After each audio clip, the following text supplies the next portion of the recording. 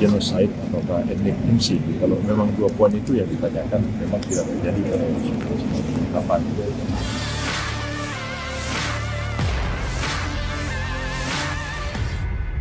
Baru sehari dilantik jadi Menteri Koordinator Bidang Hukum, HAM, Imigrasi, dan Pemasyarakatan, Yusril Iza Mahendra langsung menuai sorotan publik. Penyebabnya adalah pernyataan Yusril yang menyebut peristiwa 1998 bukan termasuk pelanggaran HAM berat. Ditemui di Istana Kepresidenan Jakarta Selasa 22 Oktober, Yusril menjelaskan alasannya menyebut tragedi 1998 tak masuk pelanggaran berat. Menurutnya, kala itu tak ada genosida dan pembantaian etnis yang terjadi saat lengsernya Presiden Soeharto itu. Meski begitu, Yusril menyatakan akan mengecek rekomendasi Komnas HAM terkait hal ini. Yusril menegaskan bahwa dirinya cukup paham dengan pengadilan HAM, terlebih dia sendiri yang mengajukan undang-undang pengadilan ke DPR kala itu. Sehingga dirinya mengerti hal-hal yang dikategorikan sebagai pelanggaran HAM berat sebagaimana diatur dalam Undang-Undang Pengadilan HAM. Lebih lanjut, dikatakan Yusril bahwa pemerintahan Presiden Prabowo Subianto akan mengkaji semua dugaan pelanggaran HAM, termasuk rekomendasi yang diberikan oleh Komnas HAM. Yusril meyakini pemerintah di bawah kepemimpinan Prabowo memiliki komitmen yang teguh dalam melaksanakan hukum dan keadilan. Prof, kemarin kan pernyataan Prof menjadi polemik ini, Prof, soal yang tidak termasuk dalam HAM berat ini gimana, Prof? Ya, semuanya nanti kita lihat apa yang direkomendasikan oleh Komnas HAM pada pemerintah. Karena kemarin itu tidak begitu jelas apa yang ditanyakan kepada saya apakah terkait dengan masalah genocide atau ethnic cleansing. Kalau memang 2 poin itu yang ditanyakan memang tidak terjadi pada kapan. Saya cukup paham terhadap undang-undang pengadilan HAM karena memang saya sendiri yang pernah itu mengajukan RUU pengadilan HAM ke DPR. Tentu saya paham hal-hal yang dikategorikan sebagai pelanggaran HAM berat yang diatur dalam undang-undang pengadilan HAM kita sendiri.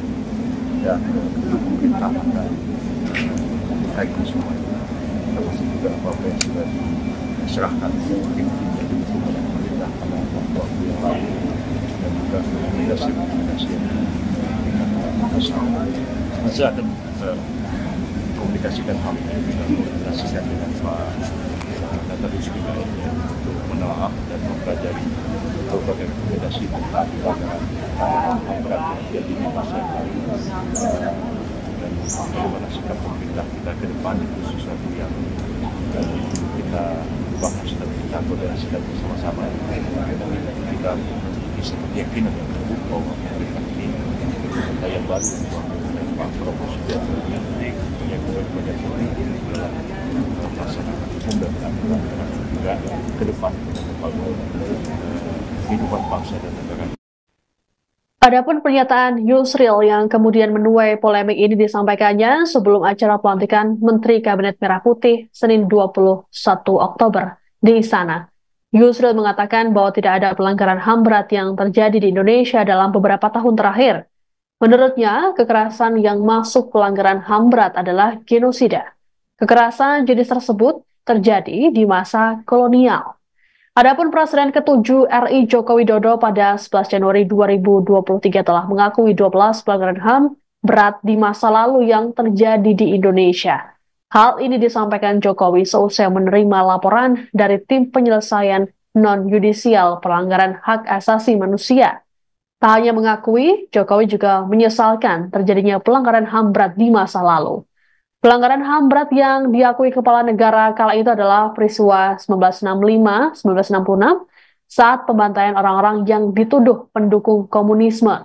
Lalu penembakan misterius, peristiwa Talang Sari Lampung, peristiwa Rumoh Gedong dan Pos Satis Aceh, penghilangan orang secara paksa tahun 1997 hingga 1998, kerusuhan Mei 1998, peristiwa Trisakti dan Semanggi 1-2. Kemudian pembunuhan Dukun Santet Banyuwangi, peristiwa Simpang KKA, peristiwa Wasior Papua, peristiwa Wamena, dan peristiwa Jambu Kepok Aceh. Download Tribun X sekarang, menghadirkan lokal menjadi Indonesia.